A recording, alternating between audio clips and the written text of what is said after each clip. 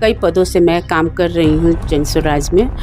अभी तक तो मैं सर की सोच पे, सर की मुहिम पे ही गांव-गांव, गली-गली जा रही हूँ 3 साल से।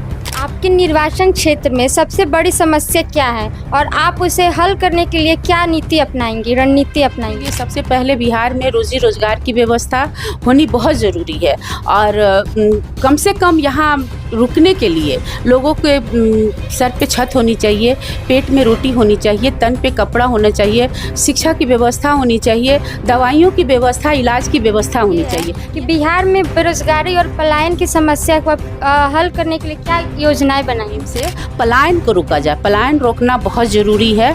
जब तक पलायन नहीं रुकेगी तब तक बिहार में विकास नहीं होगा। सबसे बड़ी बात है कि आदमी में सोच होनी चाहिए। उनकी सोच है कि बदलाव करनी है बिहार में।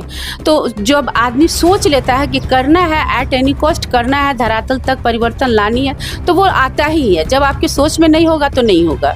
आपके क्षेत्र में शिक्षा की स्थिति को सुधारने के लिए आपकी सबसे पहली प्राथमिकताएं क्या होंगी मैम?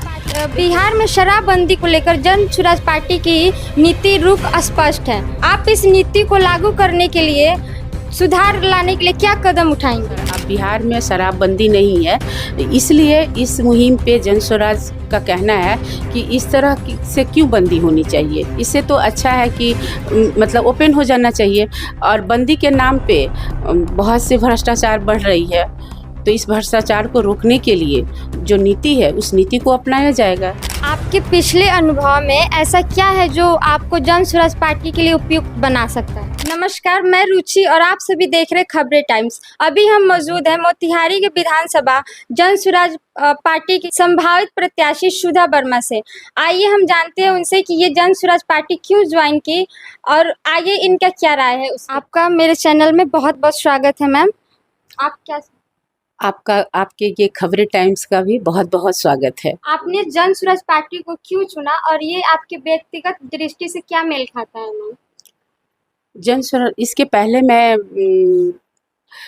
मतलब जन स्वराज में आने से पहले मैं जिला परिषद में खड़ी थी 21 में, 2 जगह से, पिपरा कोठी और तुरकौलिया से।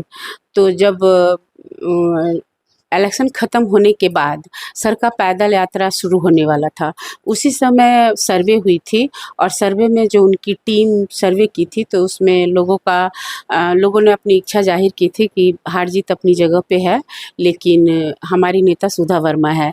और ये सर्वे के बाद उनकी टीम मेरे पास आई थी और मेरे को प्रशांत सर से मिलने के लिए इनवाइट किए। मैं प्रशांत सर से मिली। उनकी सोच, उनकी मुहिम मुझे अच्छी लगी। मैं उनके साथ जुड़ी और अभी तक मैं कई पदों से मोतिहारी महिला मनोमंडल अध्यक्ष और संयोजक पदाधिकारी, कई पदों से मैं काम कर रही हूँ जन स्वराज में। अभी तक तो मैं सर की सोच पे, सर की मुहिम पे ही गांव-गांव, गली-गली जा रही हूँ 3 साल से। तो सर की मुहिम को आगे बढ़ाना है और मतलब बदलाव लानी है, परिवर्तन करनी है समाज में। मैम, दूसरा मेरा सवाल आपसे ये है कि बिहार में बेरोजगारी और पलायन की समस्या को हल करने के लिए क्या योजनाएं बनाएंगी? देखिए, सर का कहना है कि बिहार विकास का जो पैसा है वो भी गुजरात, महाराष्ट्र, पंजाब सब जगह चले जाते हैं और कई तरह की विकास होती है, लेकिन अपने बिहार में विकास के नाम पे कुछ नहीं है, रोजी रोज़गार के नाम पे कुछ नहीं है। तो सर ने वादा किया है, सर ने प्लान की है और सर सोच रखे हैं कि यहाँ रोजी रोज़गार खोलना, फैक्ट्रियाँ छोटी बड़ी खोलनी बहुत ही ज़रूरी है, जिससे पलायन को रोका जा सके। तत्काल वो 5 मुहिम पे वादा किए हैं कि इन 5 मुहिम से पलायन को रोका जाए। पलायन रोकना बहुत ज़रूरी है। जब तक पलायन नहीं रुकेगी तब तक बिहार में विकास नहीं होगा। तो इसलिए 5 मुहिम जो सभी जानते हैं कि 15,000 रुपया महीना, 2,000 रुपया पेंशन, कम से कम 4% ब्याज पे लोगों को छोटा बड़ा रोजगार करने के लिए पैसा, और बच्चों की शिक्षा की व्यवस्था सुधारना, खेती बाड़ी की व्यवस्था सुधारना और बुजुर्गों की सहायता करना, क्योंकि उनके शरीर में इतनी ताकत नहीं है, उनके शरीर में इतनी ताकत नहीं है कि वो कुछ कमा सके, मेहनत कर सके। तो 2000 रुपया पेंशन के लिए वो भी सोच रखे हैं। और इन 5 मुहिमों को जब वो धरातल तक लाएंगे, उसके बाद ही विकास की बातें भी वो जन जन तक, हम जैसे लोगों को, जैसे पैदल यात्रा के तहत हम जैसे लोगों को चुन रखे हैं और जन जन तक की स्थिति को जानना चाहते हैं कि वहाँ की परिवर्तन कैसे की जाए। हमने भी गली गली जाकर, हर वार्ड, हर पंचायत में जाके देखा है कि वहाँ किस तरह से परिवर्तन लाया जा सके।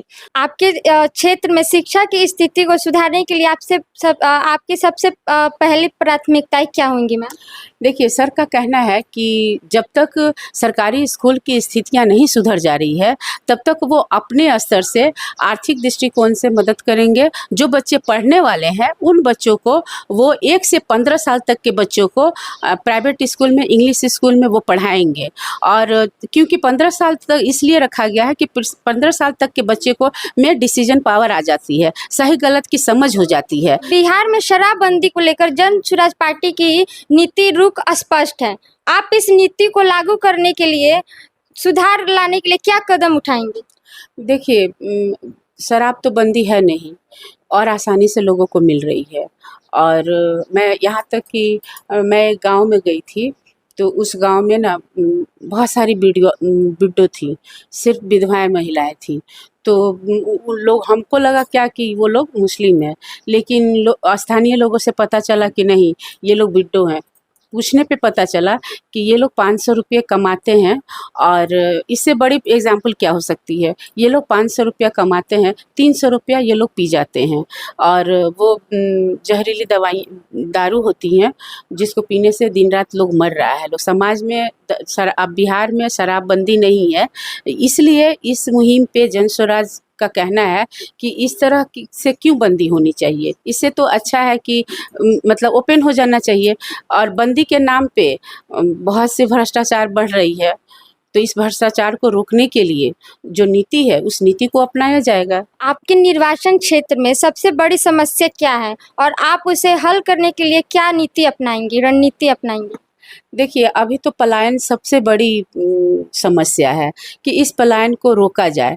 और इस पलायन को रोकने के लिए सबसे बड़ी बात है कि घर के जो बच्चे हैं, जो गार्जियन है, जो कमाने के स्रोत है, वहीं जाने के बाद वापस नहीं आ रहे हैं। इसकी संख्या बढ़ती जा रही है, दिन ब दिन बढ़ती जा रही है। इसको रोकना बहुत ज़रूरी है। इसको रोकने के लिए सबसे पहले बिहार में रोजी रोजगार की व्यवस्था होनी बहुत ज़रूरी है।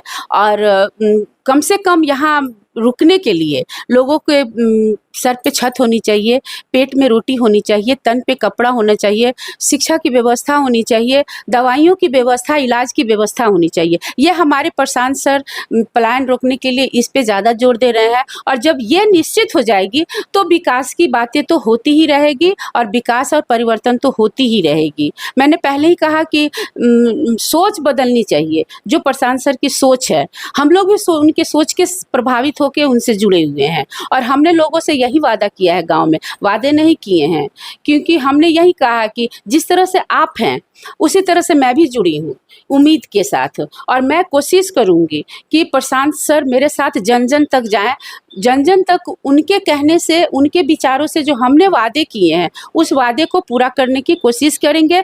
और क्योंकि हम कोरोना के टाइम भी बाहर में थे, बहुत दर्दनाक स्थिति देखे हैं। बसेज आती थी बिहार से, मजदूरें भर भर के ले जाती थी, घर के लोग रोते थे। और परिस्थिति ये थी कि लोगों का कहना था कि 8-10 हज़ार की महीना होती तो हम लोग घर से बाहर इस परिस्थिति में तो नहीं जाते, क्योंकि पैदल चल चल के आते थे। कुछ मतलब दिल्ली से कहाँ से पैदल चल चल के आते थे गांव, और ऐसे परिस्थिति में उन लोग को जाना पड़ता था। तो इस चीज़ को, पलायन की ऐसी परिस्थिति को मैंने देखा है। तो इस पलायन को रोकने के लिए मैं कोशिश करूंगी कि जिन जिन लोगों से वादा किया है उन लोगों के साथ, प्रशांत सर के साथ मीटिंग कराऊं, चाहे जैसे कराऊं, और इस परिवर्तन को लाने की कोशिश करूंगी, क्योंकि प्रशांत सर की कई हैंड बन चुकी है। उन्होंने कहा था ना कि दही मथ के मैं निकालूंगा, तो वैसे मथ मथ के वो निकाल रहे हैं मेरे जैसे लोगों को, और हम लोग उनके हैंड हैं, उनके साथ हैं, उनके सहयोगी हैं। हम लोग चाहेंगे कि उनके जो सपने हैं बिहार बदलाव के, बिहार पलायन रोकने के, इनमें हम लोग चाहेंगे कि इसको करके वो 5 साल में दिखाएं। आपके अनुसार बिहार में भ्रष्टाचार को खत्म करने के लिए सबसे प्रभावी रणनीति कदम क्या होगा? देखिए, सबसे बड़ी बात है कि हम ऊपर बैठ के फंड योजनाएं बना देते हैं, ऊपर बैठ के ये सारी नीतियां लागू कर देते हैं, लेकिन ऊपर से नीचे तक जितने पदाधिकारी हैं, जितने पद हैं, उनके कामों को हम लोग देखते नहीं हैं कि वो कर क्या रहे हैं। जमीनी स्तर तक लोगों को सुविधाएं पहुंच रही है कि नहीं पहुंच रही है, तो ये जानना बहुत ज़रूरी है कि एक राजा, पहले के ज़माने में आप लोग सुने होंगे कि राजा जब नीचे की परिस्थितियों को जानना रहता था तो वो भेष बदल के निचले स्तर के लोगों तक जरूर जाते थे, ताकि सही माली स्थिति पता हो सके।